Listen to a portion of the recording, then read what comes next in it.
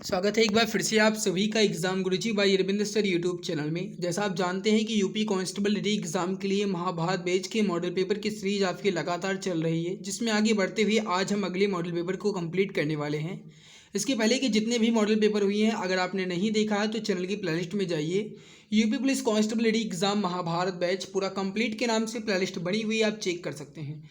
इसके अलावा आप चैनल की प्लेलिस्ट में जाएंगे, आपको और भी बहुत कुछ बेहतरीन चीज़ें मिलेंगी जो आपके एग्जाम में आपको सफलता दिलाने में सुनिश्चित करेंगे मेरे प्यारे भाई। तो आप जाकर के एक बार चैनल की प्लेलिस्ट को जरूर चेक कीजिएगा।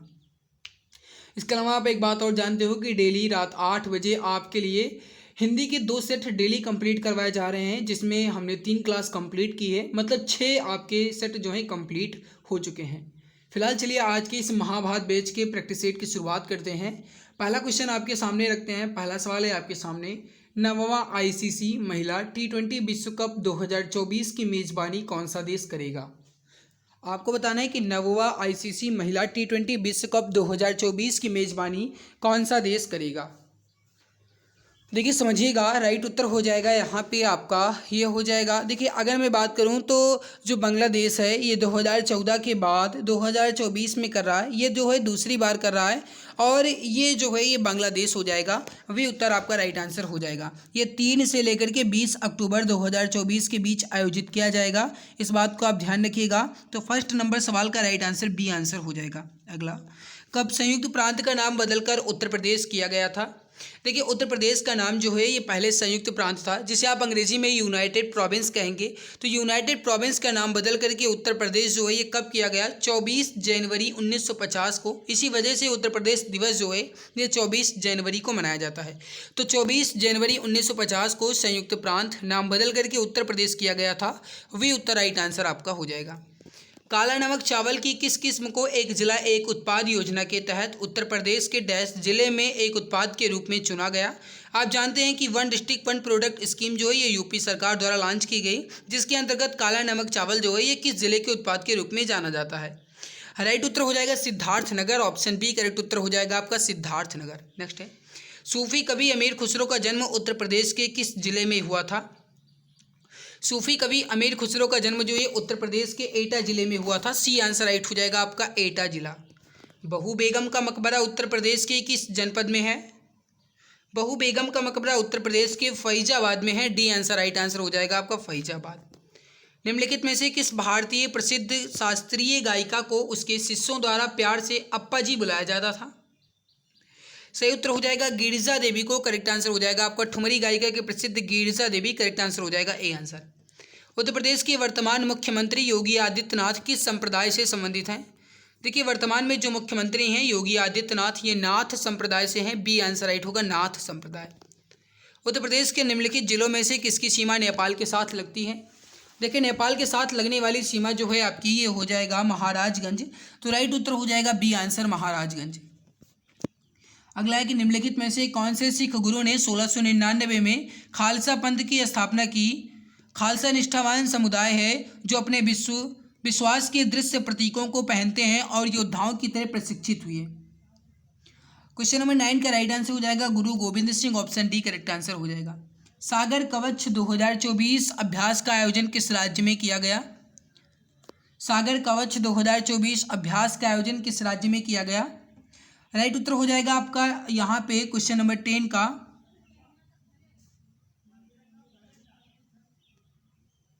तो देखिए समझिएगा, सागर कवच 2024 अभ्यास का आयोजन किस राज्य में किया गया।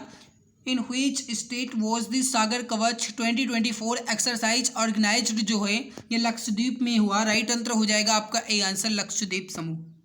किस सिख गुरु ने सिख विवाह समारोह की शुरुआत आनंद कारज के नाम से की थी।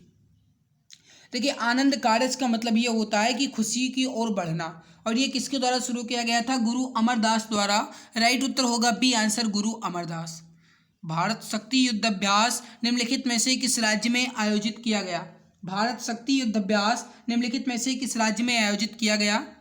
राइट उत्तर हो जाएगा क्वेश्चन नंबर 12 का ये हो जाएगा राजस्थान के पोखरण में। करेक्ट आंसर हो जाएगा ए आंसर राजस्थान के पोखरण में। तो भारत शक्ति युद्धाभ्यास जो है ये राजस्थान के पोखरण में आयोजित किया गया। ए आंसर राइट आंसर हो जाएगा।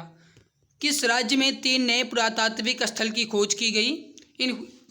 इन which state 3 new archaeological sites were discovered. Right answer हो जाएगा क्वेश्चन नंबर 13 का, ये हो जाएगा तेलंगाना में। करेक्ट उत्तर हो जाएगा ए आंसर तेलंगाना में। तेलंगाना में प्रोफेसर के.पी. राव के नेतृत्व में 3 नए पुरातात्विक स्थल की खोज की गई। किस राज्य में? तेलंगाना में। राइट उत्तर हो जाएगा ऑप्शन ए। देखिए हमारा टारगेट है कम समय में अधिक क्वेश्चंस को कंप्लीट करना, इस वजह से मैं क्वेश्चंस की जो स्पीड है ये थोड़ा तेज़ रख रहा हूँ। अगर आपको लगता है कि मैं बहुत तेज़ी से क्लास करवा रहा हूँ तो आप वीडियो की स्पीड को स्लो कर सकते हैं, क्योंकि गाइस टाइम वेस्ट करना मेरा मकसद बिल्कुल भी नहीं है। हमारा टारगेट है कि कम समय में आपको बेहतरीन क्लास मिल पाए। देखिए एक सवाल कह रहा है कि निम्नलिखित में से कौन सा कथन सही है। कुल मिलाकर के कहने का मतलब यह है कि 1975 के समय प्रधानमंत्री कौन थे, क्योंकि आप जानते हो कि 1975 में आपातकाल लगा था, जो कि 25 जून 1975 से 21 मार्च 1977 तक रहा। तो 25 जून 1975 से 21 मार्च 1977 तक आर्टिकल 352 के तहत फ़खरुद्दीन अली अहमद ये राष्ट्रपति थे। इन्होंने लगाया था प्रधानमंत्री इंदिरा गांधी के कहने पर। तो यहाँ पे 1975 में जो प्रधानमंत्री थी वो कौन थी? इंदिरा गांधी। तो 1975 में आपातकाल के समय इंदिरा गांधी भारत की प्रधानमंत्री थी और राष्ट्रपति जो थे ये फ़खरुद्दीन अली अहमद थे। 25 जून 1975 से 21 मार्च 1977 तक आपातकाल लगाया गया था आर्टिकल 352 का प्रयोग करते हुए। तो राइट उत्तर हो जाएगा आपका ऑप्शन नंबर बी। नेक्स्ट, निम्नलिखित में से कौन सा एक सही मिलान है? मिलान इसमें कौन सा सही है ये आपको बताना है। 15 नंबर सवाल है, इंपॉर्टेंट सवाल है। देखो अगर मैं बात करूं आर्टिकल 19 के ए के अंतर्गत भाषण और अभिव्यक्ति की स्वतंत्रता का अधिकार है, ये बिल्कुल सही है। 19 ए में भाषण और अभिव्यक्ति की स्वतंत्रता का अधिकार है, जबकि संघ मनाने का अधिकार जो है ये 19 की ई नहीं बल्कि 19 के सी में है। तो संघ मनाने का अधिकार जो है ये 19 के सी में दिया गया है। बाकी किसी पेशे का अभ्यास करने का अधिकार जो है ये 19 के एफ में है, बी में नहीं है, एफ में है। और शांतिपूर्वक और हथियारों के बिना इकट्ठा होने का अधिकार जो है ये 19 के बी में है। तो ये जी में नहीं बी में होना चाहिए। ये मैंने पूरा आपको विश्लेषण के साथ बता दिया। नेक्स्ट, कौन सा कथन गलत है? सवाल इसमें भी कह रहा है कि गलत कौन सा है। देखो, राज्यपाल राष्ट्रपति द्वारा नियुक्त किया जाता है। The governor is appointed by the president, बिल्कुल राइट है। अगला है राष्ट्रपति के प्रसाद पर्यंत राज्यपाल का कार्यकाल रहता है, मतलब ये बिल्कुल सही है। राज्यपाल राष्ट्रपति को अपना त्यागपत्र सौंपता है, यानी कि the governor submits his resignation to the president, बिल्कुल राइट है। 30 वर्ष की आयु का व्यक्ति राज्यपाल बन सकता है, गलत, क्योंकि आप जानते हो कि राज्यपाल बनने के लिए जो न्यूनतम आयु है ये 35 वर्ष है। तो 35 वर्ष की आयु का व्यक्ति जो है ये राज्यपाल बन सकता है। तो 30 नहीं 35 होना चाहिए था। डी उत्तर आपका यहाँ पे राइट आंसर हो जाएगा। भारत के केंद्रीय रेल मंत्री जो कि वर्तमान में अश्विन वैष्णव हैं, इनको डैश की सलाह पर किसके द्वारा नियुक्त किया जाता है? कहने का मतलब ये कि जो रेल मंत्री हैं इनकी नियुक्ति किनके सलाह पर किसके द्वारा की जाती है? राइट उत्तर हो जाएगा, देखो भारत के केंद्रीय रेल मंत्री की नियुक्ति प्रधानमंत्री की सलाह पर राष्ट्रपति द्वारा की जाती है। तो ए आंसर राइट आंसर हो जाएगा, प्रधानमंत्री की सलाह पर राष्ट्रपति द्वारा। ए आंसर राइट आंसर आपका हो जाएगा। अगला, निम्न में से कौन सा कथन सही है? आपको बताना है इसमें सही कौन सा है। जाकिर हुसैन भारत के पहले मुस्लिम राष्ट्रपति थे, पहला ही सही है। ए आंसर आपका राइट आंसर यहाँ पे हो। नेक्स्ट सवाल आपके सामने, निम्नलिखित में से कौन सी जॉर्डन की राजधानी है? देखिए जॉर्डन की राजधानी आपको बताना है। राजधानी जो है जॉर्डन की ये है अम्मान। और अगर मैं बात करूँ जॉर्डन की जो मतलब करेंसी है ये कौन सी है? तो जॉर्डन की करेंसी जो है वो जॉर्डन दिनार है। तो जॉर्डनीय दिनार जो है ये इसकी करेंसी है। कैपिटल जो है अम्मान है। डी आंसर राइट होगा। नेक्स्ट, निम्नलिखित में से मंगोलिया की मुद्रा। देखिए मंगोलिया की मुद्रा जो है तुगरिक है, यहाँ पे तोगरोग लिखा है तो इसे भी आप तुगरिक मान सकते हैं, तुगरिक। तो तुगरिक जो है ये मंगोलिया की मुद्रा है। कैपिटल की बात की जाए मंगोलिया की तो उलान बतौर है, ये जो है ये मंगोलिया की कैपिटल है। बाकी करेंसी की बात की जाए तो तुगरिक, वी आंसर राइट होगा। एशिया में तीसरा सबसे अधिक आबादी वाला देश कौन सा है? सबसे अधिक आबादी वाला देश और वो भी तीसरा। देखो आप जानते हैं कि एशिया में अगर कहा जाए सबसे ज़्यादा आबादी वाला देश कौन सा है तो अपने नंबर 1 इंडिया पे आ चुका है। दूसरे पे कहा जाए तो जो दूसरे पे है वो चाइना है। और तीसरे पे कहा जाए तो इंडोनेशिया है। तो तीसरे पे कौन है? वो इंडोनेशिया। डी आंसर राइट होगा। अगला, निम्नलिखित दक्षिण अमेरिकी राष्ट्रों में से किसमें दक्षिणी अमेरिकी क्षेत्र का सबसे बड़ा वन क्षेत्र है? तो ये ब्राज़ील में है। बी उत्तर राइट हो जाएगा, ब्राज़ील। नेक्स्ट, निम्नलिखित में से प्रायद्वीपीय भारत की सबसे बड़ी नदी कौन सी है? 23 नंबर सवाल है, प्रायद्वीपीय भारत की सबसे बड़ी नदी कौन सी है? गाइस, अगर आपको ये वीडियो अच्छी लग रही है तो वीडियो को लाइक करना और चैनल को सब्सक्राइब करना ये आपकी जिम्मेदारी है, क्योंकि आप इतने समझदार हो कि आप ये समझ पा रहे होंगे कि अगर कोई आपके लिए मेहनत कर रहा है तो उसकी मेहनत को और भी ऊर्जा देने के लिए, उत्साहित करने के लिए वीडियो को लाइक जरूर कर दीजिएगा। अगर आपके एक क्लिक करने से मुझे और भी उत्साह मिल जाता है, अंदर से ऊर्जा मिल जाती है, तो इससे बड़ी कोई बात हो ही नहीं सकती। तो प्लीज़ एक बार सभी मित्र दिल की गहराई से वीडियो को लाइक, चैनल को सब्सक्राइब कर जरूर लेंगे और जो बगल में बेल बटन आएगा उसे सिलेक्ट ऑल पे क्लिक कर देंगे, ताकि आने वाली हर एक नई वीडियोस की नोटिफिकेशन आपको समय से मिला करे। प्रायद्वीपीय भारत की सबसे बड़ी नदी तो वो गोदावरी हो जाएगा। वी आंसर राइट आंसर हो जाएगा। नेक्स्ट, संयुक्त राष्ट्र द्वारा मानवाधिकार के सार्वभौमिक घोषणा को चिन्हित करने के लिए हर वर्ष किस तिथि को अंतर्राष्ट्रीय मानवाधिकार दिवस मनाया जाता है? देखिए, अंतर्राष्ट्रीय मानवाधिकार दिवस जो है, यानी कि जो अंतर्राष्ट्रीय मानवाधिकार दिवस है, ये किस तारीख को मनाया जाता है ये आपको बताना है। इंटरनेशनल ह्यूमन राइट्स डे जो है किस तारीख को सेलिब्रेटेड किया जाता है? तो ये हो जाएगा आपका 10 दिसंबर को। करेक्ट उत्तर हो जाएगा डी आंसर, 10 दिसंबर को। प्रत्येक वर्ष 10 दिसंबर को मनाया जाता है। डी आंसर राइट आंसर आपका हो जाएगा। अगला, किस राज्य सरकार ने लिफ्ट और एस्केलेटर विधेयक और लोकायुक्त संशोधन विधेयक 2024 पारित किया? राज्य सरकार ने लिफ्ट और एस्केलेटर विधेयक, लोकायुक्त विधेयक, संशोधन विधेयक 2024 पारित किया। उत्तर प्रदेश सरकार ने। सी आंसर राइट आंसर हो जाएगा, उत्तर प्रदेश सरकार ने। उत्तर प्रदेश में किस ऑपरेशन के अंतर्गत मात्र 30 दिनों के अंदर जांच पूरी कर अपराधियों को सजा दिलाने का लक्ष्य रखा? उत्तर प्रदेश सरकार द्वारा 30 दिन के अंतर्गत अपराधियों को उनके अपराध के लिए 30 दिन के अंदर जांच पूरी करके उन्हें सजा दिलाने का लक्ष्य रखा गया। वो कौन सा ऑपरेशन है? तो ऑपरेशन कन्विक्शन। राइट उत्तर होगा operation conviction. A answer right answer हो जाएगा। किस राज्य सरकार ने रामलला दर्शन योजना को प्रारंभ किया? देखिए, राज्य सरकार जो है वो है रामलला दर्शन योजना। ये प्रारंभ करने वाली वो है छत्तीसगढ़ राज्य सरकार। राइट उत्तर हो जाएगा ए आंसर, छत्तीसगढ़ की राज्य सरकार। ए आंसर परफेक्ट आंसर आपका हो जाएगा। अंतर्राष्ट्रीय न्यायालय किस देश में है? In which country is the International Court of Justice located? Right उत्तर हो जाएगा नीदरलैंड में। करेक्ट आंसर हो जाएगा ए आंसर। अगर कहा जाए अंतर्राष्ट्रीय न्यायालय जो है इसकी जो हेड क्वार्टर है ये कहाँ पे है? तो द हेग में है। इसको भी आप ध्यान रखिएगा। पेड़ पौधों में निषेचन के बाद अंडाशय डैश में परिवर्तित हो जाता है। In trees plants after fertilisation the ovary change to? Right उत्तर हो जाएगा 29 नंबर सवाल का ये हो जाएगा फल में। डी आंसर राइट आंसर हो जाएगा फल में। क्षतिग्रस्त CFL और फ्लोरोसेंट ट्यूब को निपटान सुरक्षित रूप से किया जाना चाहिए, क्योंकि इनमें डैश वाष्प होती है जो स्वभाव से जहरीली होती है। तो ये जो हो जाएगा आपका हो जाएगा पारे की। डी आंसर राइट हो जाएगा, पारे की वाष्प होती है। अगला, पौधे में पानी और पोषक तत्वों के परिवहन के लिए संवहनी ऊतक को क्या कहा जाता है?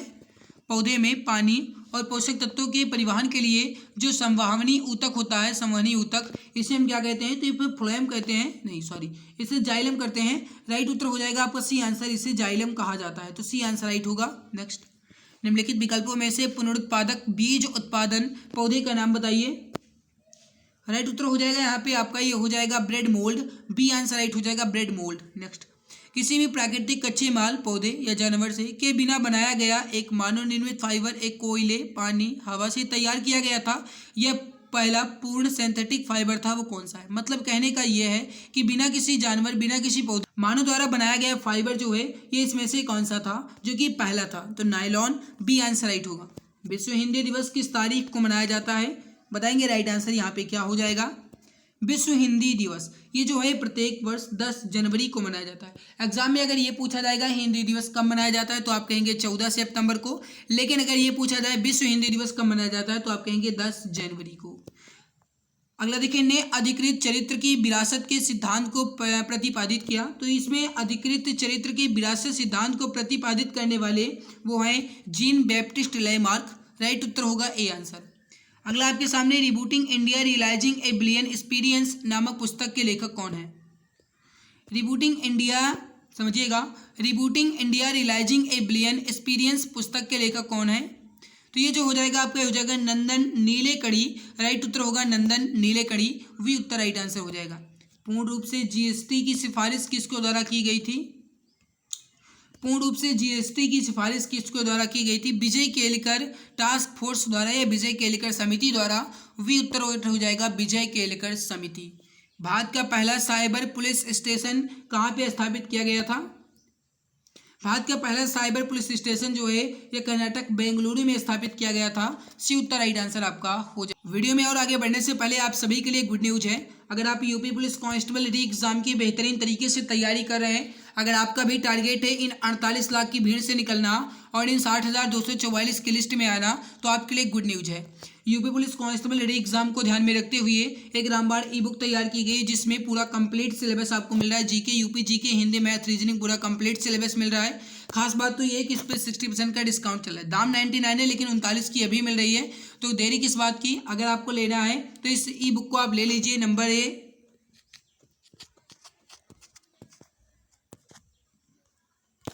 8948667652। इस पर आपको व्हाट्सएप करना है। यहाँ से आपको ये ई बुक जो है ये मात्र 39 रुपये की मिल जाएगी। डेमो पेज देखना है तो देख लीजिए। यहाँ एक बार आप यहाँ पर इस ई बुक का डेमो पेज देख लीजिए, कितने बेहतरीन तरीके से लाजवाब कंटेंट के साथ ये ई बुक खास आपके लिए तैयार की गई है।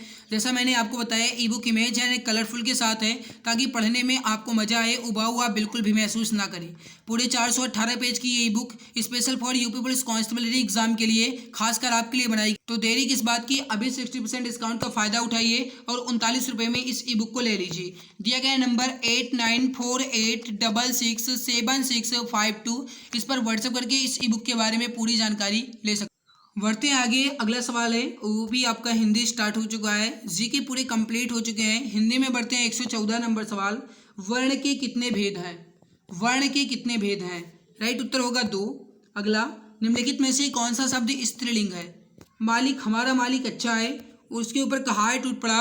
पाठक, बहुत बढ़िया है, लेकिन योगिनी आपका जो है स्त्रीलिंग हो जाएगा। नेक्स्ट, पुल्लिंग शब्द का चयन कीजिए। नायिका, नायक जो है ये पुल्लिंग है, नायिका स्त्रीलिंग है। लेखक जो है पुल्लिंग है, लेखिका जो स्त्रीलिंग है। वधु ये आपका स्त्रीलिंग है। धावक जो है आपका ये पुल्लिंग है। तो डी आंसर राइट होगा। 116 नंबर सवाल, डी आंसर राइट होगा। शिक्षक का बहुवचन क्या होगा? शिक्षक का बहुवचन क्या होगा? देखिए, शिक्षक का बहुवचन शिक्षक ही होता है, जबकि अगर कहा जाए अध्यापक, अगर अध्यापक का बहुवचन पूछा जाएगा तब आप अध्यापक गण बताएंगे, लेकिन अगर शिक्षक का बहुवचन पूछा जाता है तो शिक्षक का बहुवचन शिक्षक ही होता है। इस बात को आप ध्यान रखिएगा। माँ ने बाजार से कपड़ा खरीदा, रेखांकित शब्द का कारक बताइए। माँ ने बाजार से कपड़ा खरीदा, इस रेखांकित शब्द का कारक बताना है। देखिए, माँ ने बाजार से कपड़े को खरीदा, यहाँ पे को जो है आपका ये छुपा हुआ है, तो कपड़े को यानी कर्म कारक होगा। सी आंसर राइट आंसर होगा। ये मेरी पतंग है, रेखांकित शब्द का भेद बताइए। ये जो है आपका निश्चयवाचक सर्वनाम है। मेरा निश्चय है या फिर मुझे निश्चित है कि ये मेरी ही पतंग है, यानी निश्चयवाचक सर्वनाम हो जाएगा। ए आंसर राइट आंसर हो जाएगा। समझदार शब्द विशेषण का कौन सा भेद है? समझदार, समझदार जो है आपका न सार्वनामिक है, न परिमाण है, न संख्या है। डी आंसर राइट होगा, गुणवाचक विशेषण है। समझदार शब्द जो है गुणवाचक विशेषण हो जाएगा। डी उत्तर राइट आंसर आपका हो जाएगा। चर्चा शब्द से बना विशेषण कौन सा है? चर्चा शब्द से बना विशेषण कौन सा है? तो ये चर्चित हो जाएगा। सी आंसर राइट हो जाएगा, चर्चित। धातु को क्या कहते हैं? धातु, धातु जो है क्रिया के मूल रूप को कहते हैं। राइट उत्तर हो जाएगा ए आंसर। भूतकाल के कुल कितने भेद हैं? मैंने आपको बताया है पहले ही क्लास के स्टार्टिंग में ही कि हमारा टारगेट है आपको कम समय में क्वेश्चन को कंप्लीट करवाना। इस वजह से टाइम मैं वेस्ट नहीं कर रहा हूँ। जितना जल्दी हो सके उतना जल्दी क्वेश्चन का आंसर दीजिए, ताकि हम जल्दी से जल्दी क्लास को अपनी पूरा ओवर स्टॉप कर सके। तो बताओ भाई, भूतकाल के कितने भेद हैं? 123। बहुत बढ़िया। राइट उत्तर हो जाएगा 6 भेद हैं। करेक्ट उत्तर हो जाएगा आपका ऑप्शन। अगला सवाल आपके सामने, तद्भव शब्द बने हैं हिंदी के मूल शब्दों से, विदेशी शब्दों से, उर्दू शब्दों के बदलाव से, संस्कृत शब्दों में कुछ बदलाव। संस्कृत शब्दों में कुछ बदलाव करके तद्भव शब्द बनाए गए हैं जो हिंदी भाषा में प्रयोग किए जाते हैं। बाकी संस्कृत के सीधे शब्द जो हिंदी में प्रयोग किए जाते हैं उन्हें तत्सम शब्द कहते हैं। इस बात को भी ध्यान रखिएगा। डी उत्तर राइट होगा। तत्सम शब्द पहचानिए, इसमें तत्सम कौन सा है? तत्सम इसमें कौन सा है? निद्रा, ये आपका जो है तत्सम हो जाएगा। इसका जो तद्भव हो जाएगा ये नींद हो जाएगा। कान जो है आपका ये तद्भव है, इसका तत्सम जो होता है ये कर्ण होता है। मोर जो है आपका ये तद्भव है, हाँ तद्भव है, और इसका जो तत्सम होगा ये मयूर होगा। और बंदर जो है आपका ये भी तद्भव है, इसका तत्सम जो होता है ये वानर होता है। अगला, पर्यायवाची शब्दों का कौन सा समूह युग्म सही नहीं है? पाठशाला, विद्यालय, स्कूल, ये बिल्कुल सही है। नारी, महिला, औरत, ये भी सही है। आग, अग्नि, अनल, ये भी सही है। पहाड़, पर्वत, पुस्तक। ये गलत है। तो यहाँ पे राइट उत्तर होगा आपका ऑप्शन सी। नेक्स्ट, इनमें से सही विलोम शब्द युग्म कौन सा है? सही विलोम युग्म कौन सा है? आदान समाधान, आदान निदान, प्रदान विधान। नहीं, राइट उत्तर होगा ए आंसर, आदान और प्रदान ये एक दूसरे के विलोम शब्द हैं। तो ए आंसर राइट आंसर हो जाएगा आदान और प्रदान। और शब्द के अनेकार्थी शब्द का सही चयन कीजिए। और अन्य, देखो अन्य तो है लेकिन उसका नहीं है, ये गलत है। सब और परंतु ये होगा नहीं, परंतु और अपना होगा नहीं। वी आंसर राइट होगा दूसरा तथा, ये बी आंसर राइट हो जाएगा आपका दूसरा और तथा। तो वी आंसर राइट आंसर यहाँ पे हो जाएगा। अगला, जो काम करना कठिन हो वाक्यांश के लिए एक शब्द लिखिए। जो काम करना कठिन हो इस वाक्यांश के लिए एक शब्द क्या होगा? असंभव, जो संभव ना हो। कठिन, जिसे कर ना सकें या फिर जो आपको कठिन लगे। दूभर, ये नहीं होगा। दुष्कर राइट उत्तर होगा आपका ए आंसर हो जाएगा दुष्कर, जिसे करना कठिन हो उसके लिए एक शब्द दुष्कर। अगला, पक्षी पेड़ों पर अपना बनाते हैं, सही शब्द भरना है। पक्षी पेड़ों पर अपना नीर, नीर नहीं होता, नीर का मतलब होता है जल, तो ये नीर होगा नहीं। नीम जो एक प्रकार का पेड़ होता है या एक प्रकार का वृक्ष होता है, ये भी नहीं होगा। नीड होगा नहीं, राइट उत्तर होगा नीड़। नीड़ का मतलब जो होता है ये घोंसला होता है। तो जो पक्षी हैं ये पेड़ों पर अपना नीड़ बनाते हैं, घोंसला बनाते हैं। सी आंसर राइट आंसर आपका हो जाएगा। आपने शायद पढ़ा होगा, कक्षा 7 की 8 में सवाल था, मतलब एक कविता थी, नीड़ का निर्माण फिर आपने पढ़ा होगा शायद। तो उसमें आपने अगर ध्यान दिया हो तो नीड़ का मतलब ही घोंसला होता था। तो नीड़ का निर्माण फिर यही होगा आपका, सी आंसर राइट होगा। अनुपसर्ग से बना शब्द आपको बताना है। 131 नंबर सवाल है। अनुपसर्ग से बना शब्द इसमें कौन सा है? अनुपसर्ग, अनु देखिए, अनुपमा जो है इसमें नहीं होगा क्योंकि इसमें अन उपसर्ग है। अन उपसर्ग आपका लग जाएगा और उपमा आपका जो है ये मूल शब्द हो जाएगा। तो अन और उपमा मिलकर के अनुपमा बनाते हैं। अंतर में आपका नहीं होगा और अनुत्तर में भी नहीं होगा। अनुत्तर में अन उपसर्ग हो जाएगा और उत्तर मूल शब्द हो जाएगा, ये भी नहीं होगा। अनुचर में अन उपसर्ग हो जाएगा और चर आपका मूल शब्द हो जाएगा। तो राइट उत्तर हो जाएगा आपका ए आंसर। भुलक्कड़ शब्द में किस प्रत्यय का प्रयोग किया गया? भुलक्कड़, भुलक्कड़ में अगर आप मूल शब्द निकालोगे तो भूल आपका मूल शब्द निकल जाएगा, अक्कड़ आपका प्रत्यय लग जाएगा, यानी अक्कड़ जो है आपका ये प्रत्यय लगा हुआ है। सी उत्तर राइट आंसर हो जाएगा आपका। भुलक्कड़ में अक्कड़ प्रत्यय है, सी आंसर राइट आंसर यहाँ पे हो जाएगा। गीतांजलि का सही संधि विच्छेद, गीतांजलि का सही संधि विच्छेद क्या होगा? गीता धनंजलि गलत, जो बता रहे हैं गीता धनंजलि गलत, क्योंकि गीता कोई मूल शब्द नहीं होता है। गीता एक प्रकार का संज्ञा है लेकिन इस मूल शब्द में नहीं माना जाएगा। गीत धन अंजलि राइट उत्तर हो जाएगा आपका डी आंसर, गीत धन अंजलि। तो डी आंसर राइट होगा। गीतांजलि का जो सही संधि विच्छेद होगा ये होगा गीत धन अंजलि, ये राइट उत्तर हो जाएगा आपका ऑप्शन नंबर ए। अगला है कि सभी मिलकर स्कूल जाता है, वाक्य का शुद्ध रूप क्या होगा? सभी मिलकर स्कूल जाता है, सभी मिलकर स्कूल गए, सभी मिलकर साथ स्कूल जाते हैं, सभी मिलकर स्कूल जाते हैं, सभी साथ स्कूल जाते हैं, ये बिल्कुल सही है। डी उत्तर राइट हो जाएगा, सभी मिलकर स्कूल जाते हैं, ऑप्शन डी करेक्ट होगा। रसोई घर में कौन सा समास है? रसोई घर, रसोई घर का अगर आप समास विग्रह करोगे तो रसोई के लिए घर होगा, यानी बी उत्तर राइट हो जाएगा आपका, तत्पुरुष समास है, ऑप्शन बी करेक्ट होगा। मैं खाता हूँ इसका कर्मवाच्य क्या होगा? मैं खाता हूँ इसका कर्मवाच्य क्या होगा? मुझसे खाया जाता था, नहीं। मुझसे खाया नहीं जाता, ये भाववाच्य हो जाएगा। मेरे से खाया जाता है, ये आपका मेरे से जो है ये सर्वनाम संबंधी शुद्धि हो जाएगा। मुझसे खाया जाता है, ये आपका राइट होगा, डी आंसर राइट आंसर हो जाएगा। मैं रोज़ पढ़ता हूँ वाक्य में किस क्रिया विशेषण का भेद बताया गया है? देखो अगर आप ध्यान दो तो मैं रोज़, रोज़ आपका यहाँ पे जो है समय की बात कर रहा है, मतलब यहाँ पे जो रोज़ है ये आपका कालवाचक हो जाएगा। तो कालवाचक क्रिया विशेषण हो जाएगा, सी उत्तर राइट हो जाएगा। मैं रोज़ पढ़ता हूँ इसमें कालवाचक क्रिया विशेषण है, ऑप्शन सी करेक्ट आंसर हो जाएगा। निम्न में से योजक चिन्ह कौन सा है? सभी ऑप्शन दिए गए गलत हैं क्योंकि योजक चिन्ह इसमें ना तो ऑप्शन ए में है, ना बी में, ना सी में, ना डी में।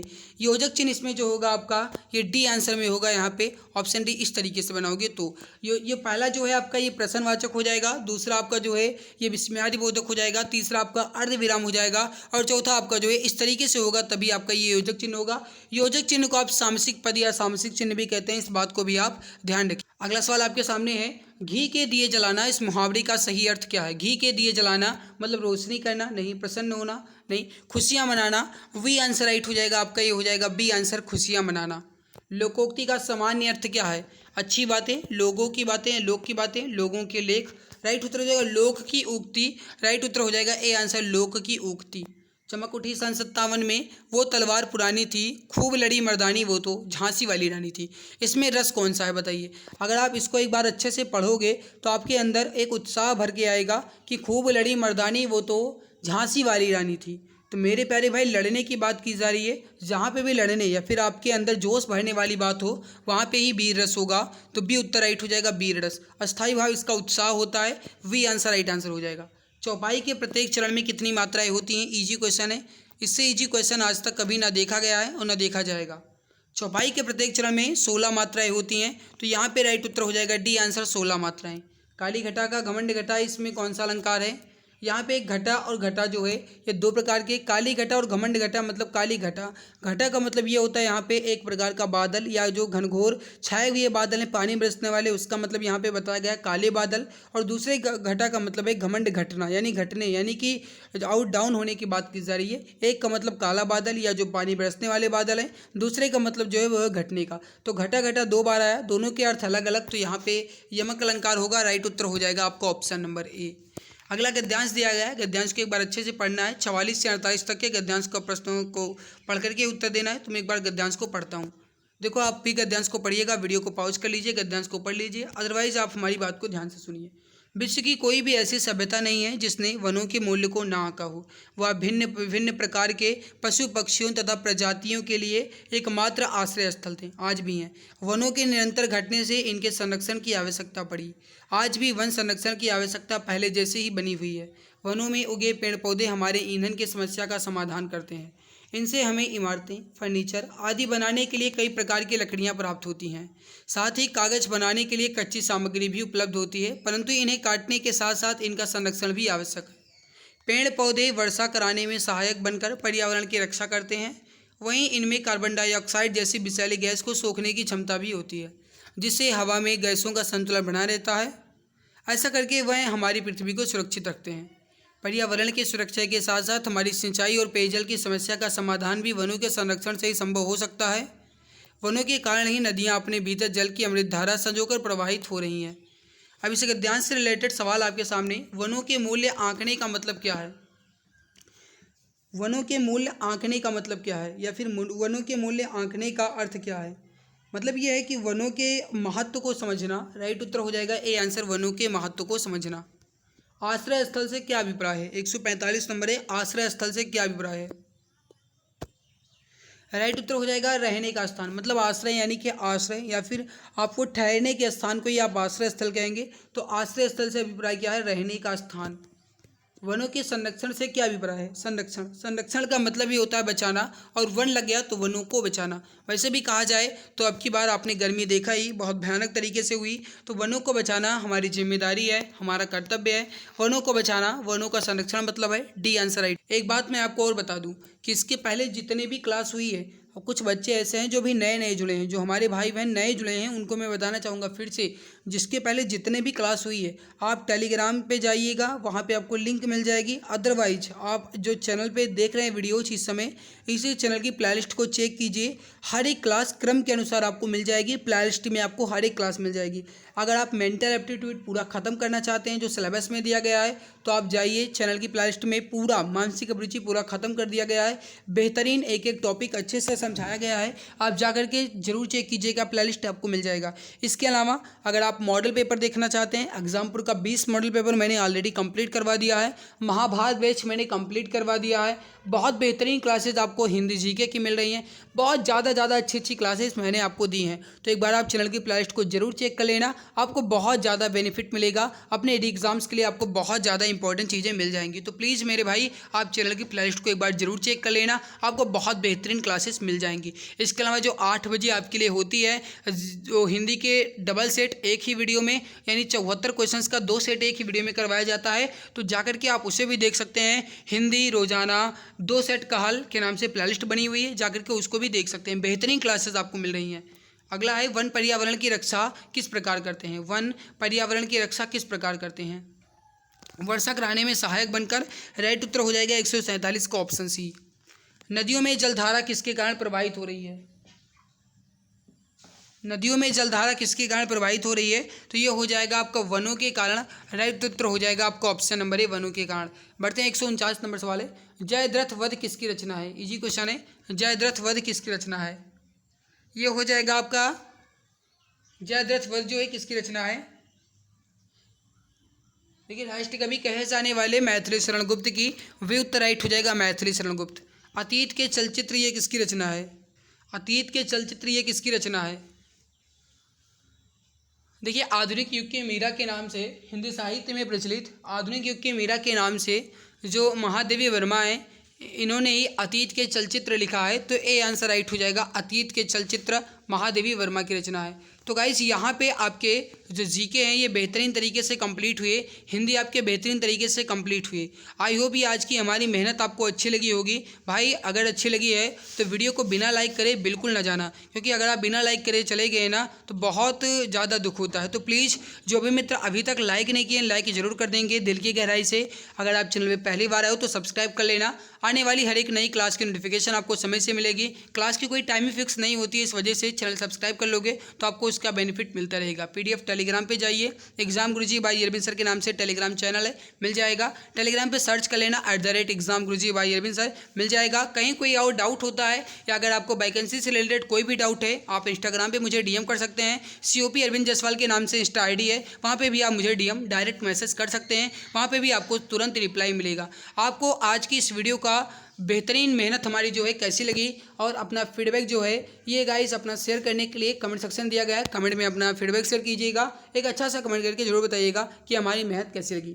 तो मेरे प्यारे भाई आज की इस बेहतरीन लाजवाब क्लास में उसे ही और इसी तरीके से हम पूरा जो मॉडल पेपर है महाभारत बैच का ये पूरा कंप्लीट करवा देंगे। उसके बाद जो भी आप लोगों की डिमांड्स आएगी जिस भी पब्लिकेशन का वो भी मॉडल पेपर हम कंप्लीट करवाएंगे, क्योंकि हमारा टारगेट है जो भी हमारे प्यारे भाई बहन अपने इस परिवार से जुड़े हैं उन सभी को इन 60,000 की लिस्ट में लाना और 48 लाख की भीड़ से निकालना। तो आज की इस बेहतरीन लाजवाब क्लास में चंदा ही मिलते हैं इसके बाद एक और नई बेहतरीन वीडियो में। तब तक के लिए खुश रहिए, मुस्कुराते रहिए। जय हिंद, जय भारत।